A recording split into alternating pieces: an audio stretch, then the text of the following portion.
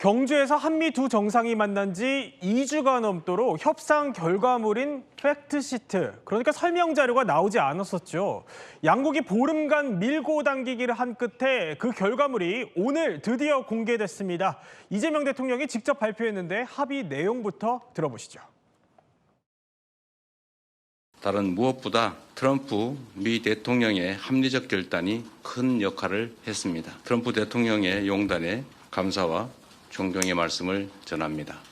한미 양국은 대한민국의 수십 년 수건이자 한반도 평화와 안정을 위한 필수 전략 자산인 핵추진 잠수함 건조를 추진하기로 함께 뜻을 모았습니다. 우라늄 농축과 사용 후 핵연료 재처리 권한 확대에 대해서도 미국 정부의 지지를 확보하는 데 성공했습니다. 자, 협상 그 결과물 하나하나 따져보도록 하죠. 자, 일단 주요 합의 내용은요, 크게 5개로 압축이 됩니다. 핵 추진 잠수함, 핵연료 재처리, 관세, 그리고 대미 투자, 한반도 비핵화까지인데, 자, 이 중에 서정민 변호사, 최대 관심사는 핵 추진 잠수함이었어요. 그러면 어떻게 된 겁니까? 일단 한마디로는 큰 줄거리에서 합의는 되었다라고 평가를 할 수 있을 것 같습니다. 일단 핵 잠수함에 대해서 미국의 승인이 이 팩트시트의 명문화가 됐습니다. 이제 위성락 실장도 핵 잠수함에 대해서 한미가 방향을 정했고 또 양측의 동의가 있었으니까 앞으로 후속 합의로 들어갈 것이다라고 설명을 했고요. 이제 백악관이 공개한 팩트시트 상에서도 미국의 승인이 담겨져 있었습니다. 다만 이제 계속해서 이제 논쟁이 있었던 이 과연 핵 잠수함을 언제 어디에서 건조할 것인지, 필리 조선소에서 건조할 것인지, 혹은 우리나라에서 이것을 만들 것인지, 혹은 연료 공급 방식은 또 어떻게 할 것인지 여기에 대한 구체적인 내용은 담겨져 있지 않았습니다. 그러니까 지난 정상회담 이후에 보름간 한미 양국에서 핵 추진 잠수함과 관련돼서 나온 발언들을 저희가 한번 종합을 해봤습니다. 한번 살펴볼까요?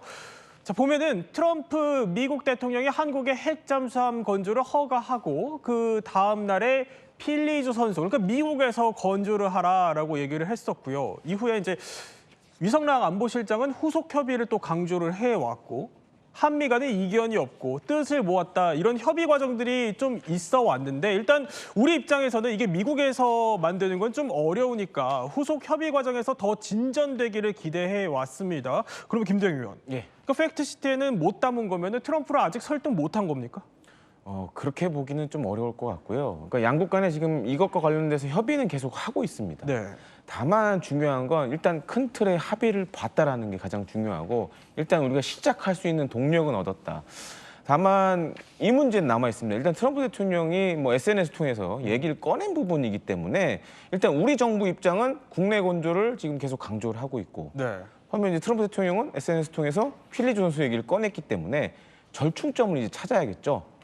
일단 팩트시트로 큰 틀에 합의는 했고, 어떻게 보면 이제 세부적인 디테일한 협상이 좀 남아있다라고 봐야 될 것 같습니다. 그래서 지금 우리가 밀고 당기기 하면서 나와 있지만 몇몇 빠진 부처가 있어요, 지금. 미국의 상무부라든가 국무부, 에너지부가 빠져 있어요. 그러니까 이런 나머지 부서들의 합의와 관련된 디테일한 협상이 좀 필요한 상황이다라고 봐야 될 것 같고, 우리는 이제 위성락 외교안보실장도 얘기했지만 국내 건조를 지금 생각을 하고 있다.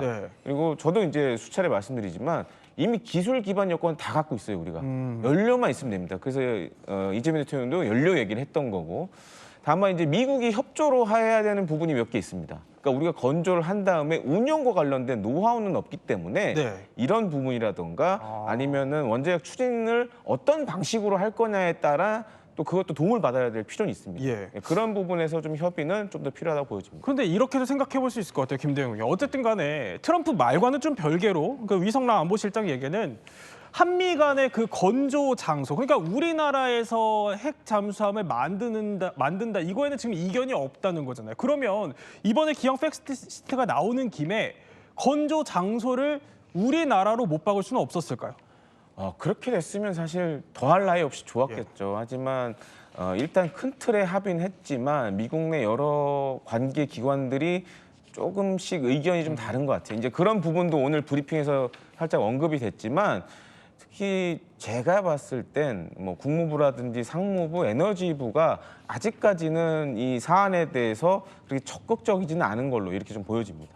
자, 물론 우리 협상단이 최선을 다해서 지금 고생을 하고 있고 이번에 핵 잠수함 추진을 한다, 양국이 이거를 명문화했다 이 정도의 성과는 지금 나온 거지만 그래도 이 팩트시티가 이렇게 보름 정도 늦어질 정도면은 회담 그때보다는 손에 잡힐 만한 가시적인 성과가 더 있어야 될 것 같은데요.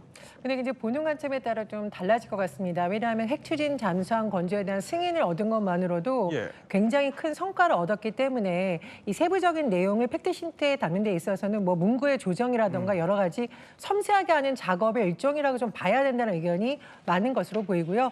특히나 이 핵 추진 잠수함에 대해서는 이재명 대통령도 거듭 강조한 것이 이게 필수 전략 자산이라는 거죠. 네. 그런 측에 있어서 한미 간의 이견이 더 이상 없다라는 것을 사실 문서로 각 나라의 국민들뿐만 아니라 전 세계에 명시했다는 점이 좀 주목을 해야 될 것 같습니다. 무엇보다 한때 좀 우려가 제기됐던 우라늄 농축, 사용 후 해결로 재처리 문제, 이 문제에 대해서 지지한다고 또 팩트시트에 명시된 부분, 그렇군요. 이런 부분을 주목을 해야 될 것 같습니다. 다만 이제 앵커께서 거듭 얘기하셨기에 기왕이면 뭐 장소도 딱 만들어졌으면 어떠냐, 명시됐으면 어떠냐, 그리고 목표, 과정 이런 것이 좀 명확해졌으면 좋겠다는 의견도 있는데요.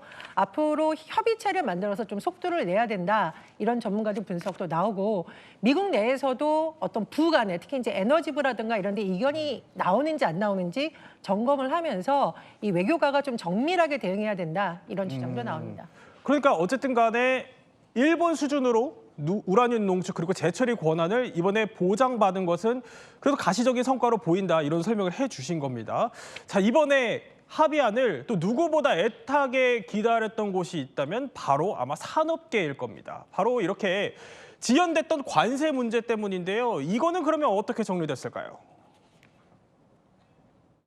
양국 간 1,500억 불의 조선 협력 투자와 전략적 투자 MOU에 따른 2천억 불의 투자를 통해 협력하기로 하였음을 확인하고 있습니다. 미 측이 상호 관세를 15%로 인하하고 현재 부과 중인 한국산 자동차 부품, 목재 제품에 대한 232조 관세율을 15%로 조정하는 내용이 반영되었습니다. 자, 이남희 기자, 이번에 그 주요 관세율도 확정이 됐어요. 특히 그 자동차 관세인데 협상 후에도 이게 좀 발표가 지연이 되는 바람에 한 1, 2개월 정도 일본, 유럽보다는 높은 관세를 우리가 냈어야 되는데 이번에 그러니까 15%로 내리는 걸 못 박았으니까 늦어진 것만큼 우리도 어쨌든 피해를 좀 봤으니까 이거 소급 적용 받아야 될 것 같거든요. 언제부터 소급 적용이에요? 사실은 지금 현재로서 지금 추정되는 시각은 11월 1일부터, 지금 우리 11월 중순이잖아요. 그러니까 네. 11월 1일부터 소급 적용이 될 것으로 보입니다. 그래서 오늘 발표가 반갑기도 하지만 살짝 아쉬운 부분도 있습니다. 왜냐하면은 우리나라에서는 계속 미국에다가 8월부터 25%가 아니라 15%로 관세 적용해 주십시오, 이렇게 요구를 해왔거든요. 왜냐하면은 네. 미국 시장에서 자동차 시장을 갖고 경쟁하는 나라가 바로 우리나라와 함께 일본과 유럽이 있습니다. 유럽과 일본 같은 경우는 8월부터 관세를 15% 정도 적용을 받고 있는데 우리가 조금 그 몇 개월 동안은 두 나라에 비해서 이 시점을 놓고만 보면 조금 불리하다. 네. 그래서 그 부분 8월까지 소급 적용 받지 못한 부분은 좀 아쉬워 보이고요.